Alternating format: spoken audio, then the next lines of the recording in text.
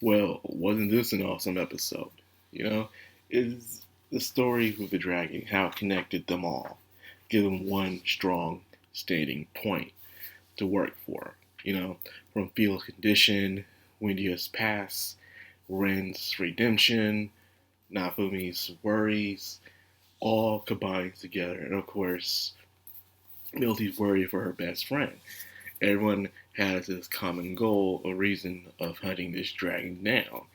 And it makes for a good and interesting plot itself. Like those plots you have inside of a JRPG. Everyone's on the same goal for slightly different reasons to complete this quest. And here we are with it. And isn't this fight better than the Turtles fight? You know, like I said, the thing I liked most about season two was the main antagonist of season two. He was pretty awesome. Everything else was kind of rushed, and the CGI did kill off the vibe that people enjoyed. And of course, nothing could compare to season one because season one was this thing where Nafumi had the odds against him. No matter how strong he got, there's always some force that was always in his way, whether it was between mine or even the church itself.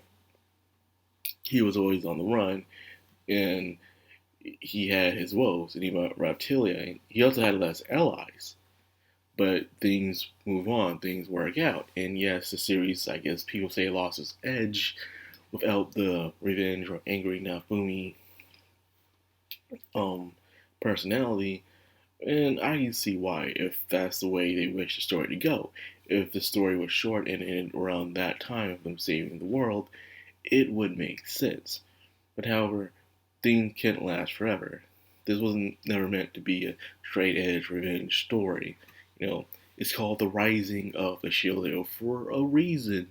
He rises to the occasion over the trials that are put before him, and he is here today with so many allies compared to before, where he had no one on his side. It was just him and Reptilia the entire time.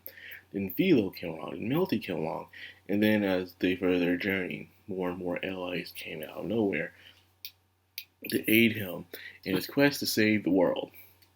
He even has two of the heroes on his side finally, Ren and Multiyatsu. So that's why people are not enjoying the series, not as that vigor it had from the first season, which nothing can compare to season one. Nothing. I'll admit that. But this one definitely has its merits better than season two, in a way.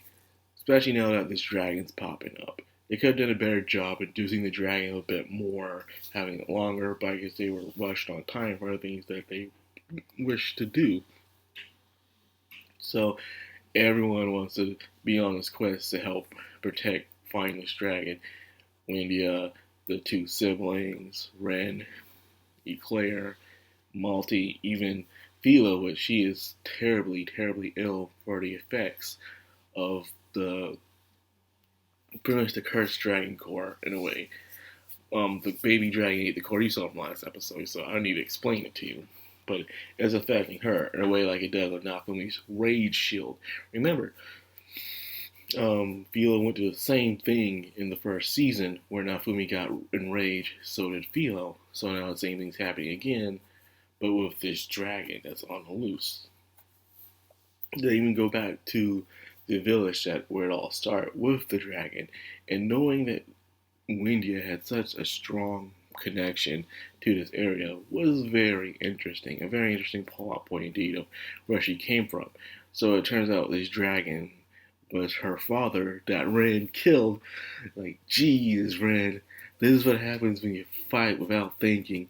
And once again, Ren is being confronted with his consequences of his selfish actions, in a way. He killed the dragon and by getting rid of it, it turned into a zombie dragon, and Nafumi had to get rid of it, but not completely. Now the effects of that dragon has returned doubled this time. Ren is feeling terrible, and Windia doesn't sure she can forgive Ren.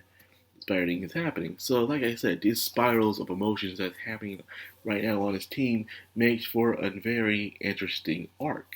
Very interesting arc. And what to satisfy this arc of going inside a dark cave, looking for this dragon and confronting your confessions and feelings of what happened during that time, trying to overcome that mistake that you have made, trying to forgive to what happened, and trying to keep everyone together. All these emotions just swirling around amongst these people. And finally, with the dragon appearing and with an epic fight, capturing Philo, couldn't control itself. Philo could not control herself, running towards that place to get devoured by the dragon. Make this dragon powerful. And this dragon is the emperor of monsters, apparently. The emperor dragon. The dragon king. And it wants to destroy humans and get revenge on the hunter hero, which is another world. So that's not happening unless you find some portal to get over that side. But yes, the team attack and fighting was pretty good. Now Fumi only going in as the assistants, Melty going in with the range attacks, and of course Malatiatsu, Raptilia, and Eclair going in with the close quarters comeback. It was nice. And even Sedina with mid-range combats, her lance allows her to throw in to do close quarter comeback. All these team-based attacks that you can have to take this thing down. But this thing evolves. It evolves. It's a red eyes black dragon. And even that Fumi was trying to do that shield, that raid shield, but she's not supposed to use. That dragon was like, what, you think I was going to let you do that? No, this creature took over his stats, man. Took over his freaking stats. It's like, Jesus Christ. Bosses like that are always seem to be legendary. Bosses that can take over your controller or your stats or even steal items or even powers away from you just to give you that disadvantage. Not only that, it wipes out almost your entire party, man. Everyone's knocked out. It's just you. Shield Hero is strong, but he can't do very powerful melee attacks without really hurting himself in the process.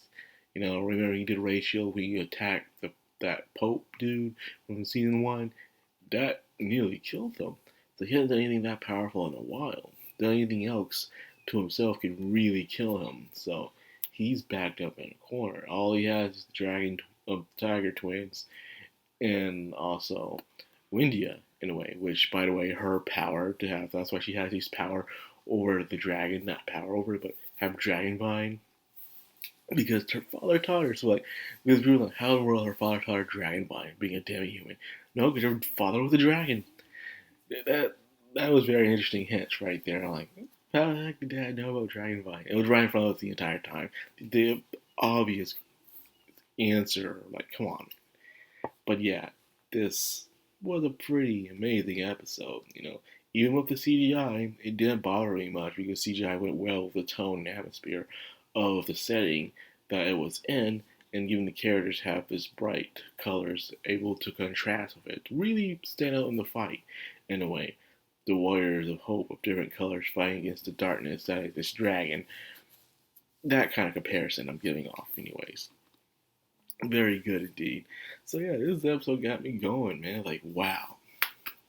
Excellent episode. And I figured that I cannot wait for more. So anyways, that's all I got for this video.